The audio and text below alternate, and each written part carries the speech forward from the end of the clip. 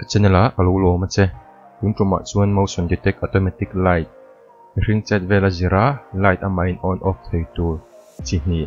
555 timer IC le IR sensor mga siam dan kan endona create tur poi mote akar laka le atopa te kada te lawangin lo skip lowin video hi atop thing ni lo endonia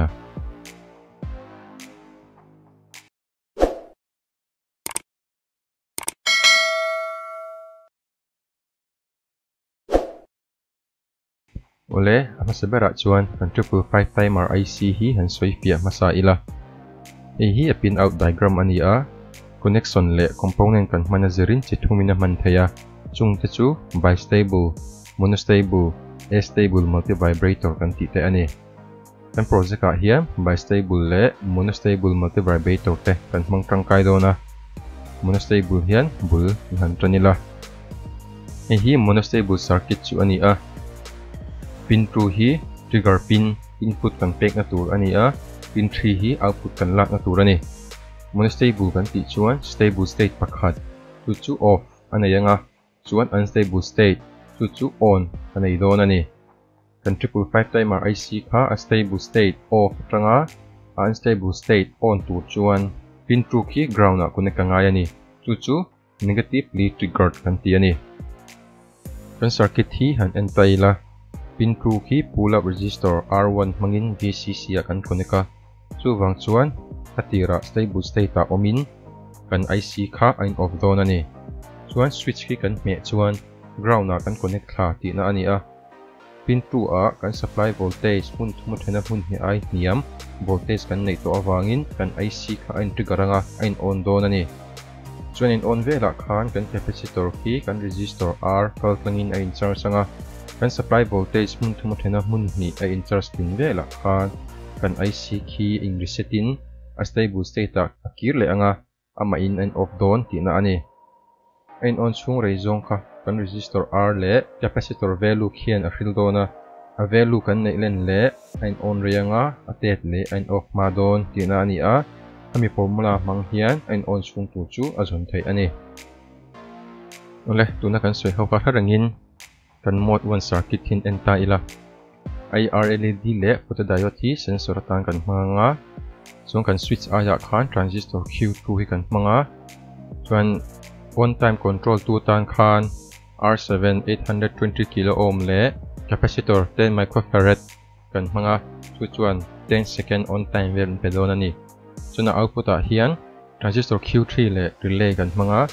chuan J1 le J2 a AC kan pe ka kha on off don ani atira chuan transistor Q1 base a resistor R2 le R3 ka tlangin current lu awangin transistor hi saturation region a om emo all samzongin ein on don ani chuan adang zong hi an off phei vekang kan IR LED tanga IR chuak reflect tu om vela khan kan photodiode hian a ron donganga chuan ama current kal tlang tirin transistor Q1 hi offang chuan R4 le R3 kal tlangin transistor Q2 base a current lut to anga ein on anga chuan 555 timer kha a trigger anga a on ve don ani transistor Q3 base ki IC output a kan connect awangin ein on ve lenga chuan relay ki in switchin AC kal tlang thei to anga chuan bulb aron ti eng don ani scan som vela tin nuwa kan 555 timer kha in resetin ama in and off le vek don ani ole khan pakhat jok mode 2 a hen lut don nila mode 2 a chuan 555 timer kha bistable multi vibrator in kan mang dona hi a circuit diagram chu ni a bistable kan ti chuan stable state pani on le off anayanga umjia chuan ama in ein on emo ein off thei don lova switch kan me apiang in a state in khakin ein on emo ein off don zo kani hi mode 2 circuit diagram chu ani a switch aya kha relay 1 hi kan manga a control 2 tan transistor Q2 kan mang don ani kan photodiode in light a receive apiang khan kan relay hi in switchin kan 555 timer kha ein on emo ein off anga chuan kan output a bulb kan da kha a on in a off don ani ole hi kan circuit pani soitak siam tura kan component mamo chu ani a description na khan a leina tur link tada a in mamo ani chuan in lo endon nia hian varpota circuit kha ka han siama hi mode 1 ani a chuan hi mode 2 ani connection te han siam telila han test don nia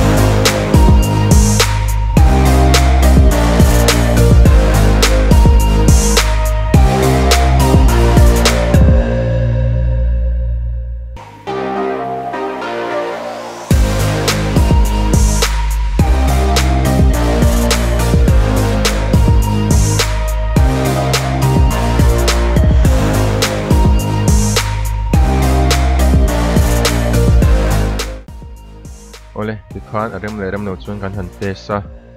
circuit hi a man tlak view na in IR pair kan mana wang hian a distance a thui theilova maximum a kan ei theya chuan 20 cm bor vel ani hemi problem solve tur chuan IR pair aya hian PIR sensor kha mangila